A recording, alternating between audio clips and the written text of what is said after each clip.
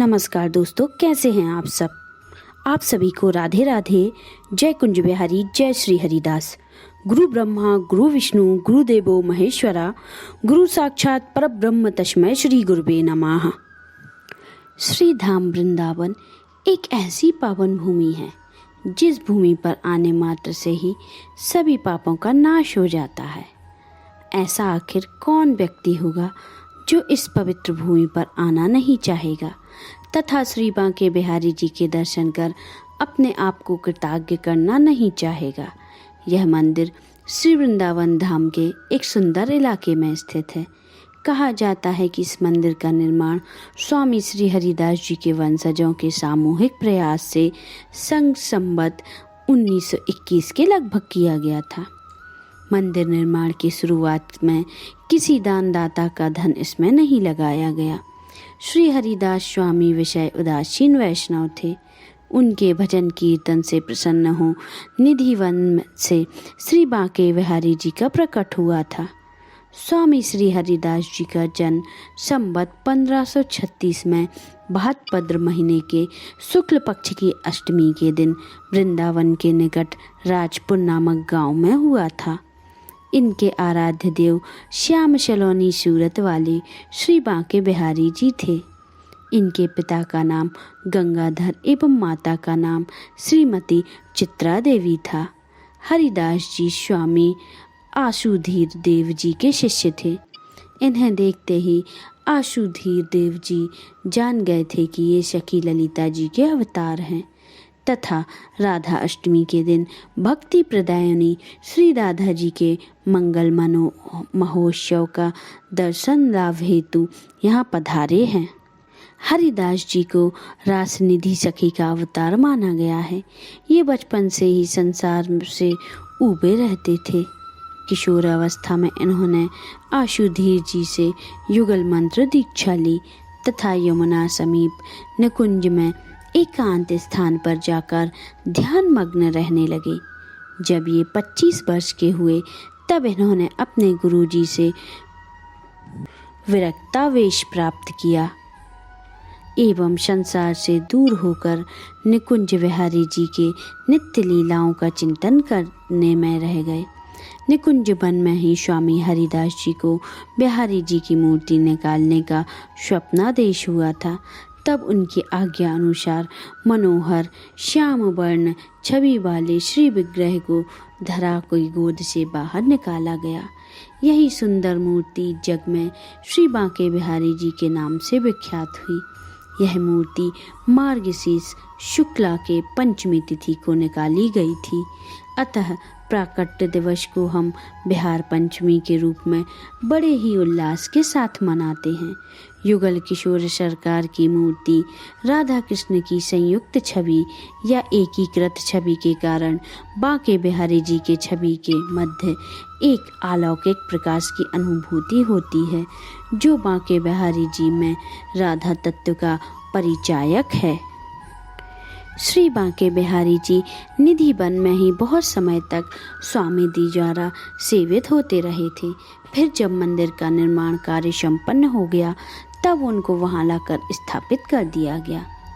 शनार्ण्या वंश परंपरागत श्री कृष्णयति जी बिहारी जी के भोग एवं अन्य सेवाएं व्यवस्था संभाल रहे। फिर इन्होंने संवत 1975 में हरि गुलाल सेठ जी को श्री बिहारी जी की सेवा व्यवस्था संभालने हेतु नियुक्त किया। तब इस सेठ ने वेरी कोलकाता रोहतक इत्यादि स्थानों पर बांके बिहारी जी की ट्रस्ट की स्थापना की। इसके अलावा अन्य भक्तों का सहयोग भी इसमें काफ़ी सहायता प्रदान कर रहा है। आनंद का विषय है कि जब काला पहाड़ के उत्पात की आशंका से अनेक विग्रह स्थानांतरित हुए परंतु श्री बांके बिहारी जी यहाँ से स्थानांतरित नहीं हुए। आज भी उनकी यहाँ प्रेम सहित पूजा चल रही है। कालांतर में स्वामी हरिदास जी के उपासक पद्धति में परिवर्तन लाकर एक नए संप्रदाय निम्मार्क संप्रदाय से स्वतंत्र होकर सखी भाव संप्रदाय बना। इस पद्धति अनुसार वृंदावन के सभी मंदिरों में सेवा एवं महोत्सव आदि मनाए जाते हैं। श्री बांके बिहारी मंदिर जी में केवल शरद पूर्णिमा के दिन ही श्री बांके बिहारी जी बंशी धारण करते हैं। केवल श्रावण तीज के दिन ही ठाकुर जी झूले पर बैठते हैं एवं जन्माष्टमी के दिन ही केवल उनकी मंगला आरती होती है, जिसके दर्शन सौभाग्यशाली व्यक्तियों को ही प्राप्त होते हैं और चरण दर्शन केवल अक्षय तृतीया के दिन ही होते हैं। इन चरण कमलों का जो दर्शन करता है उसका तो बेड़ा ही पार लग जाता है।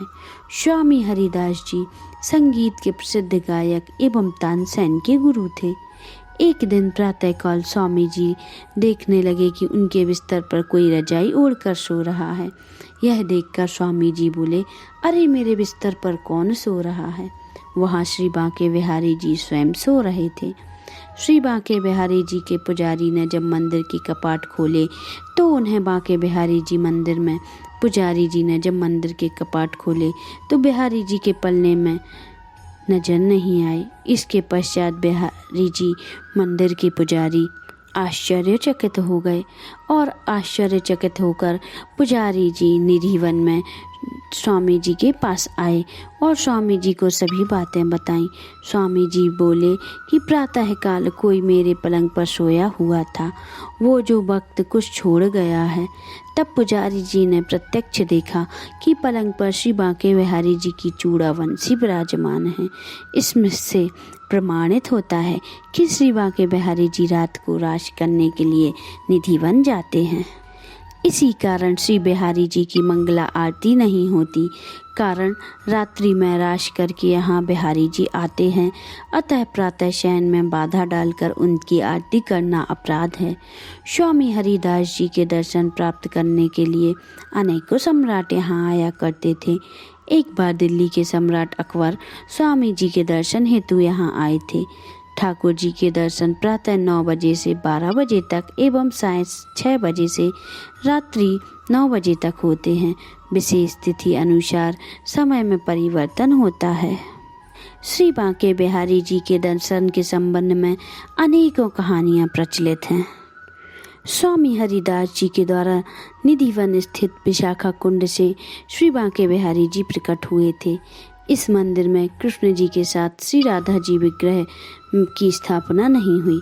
वैशाख मास की अक्षय तृतीया के दिन श्री बांके बिहारी जी के चरणों का दर्शन होता है।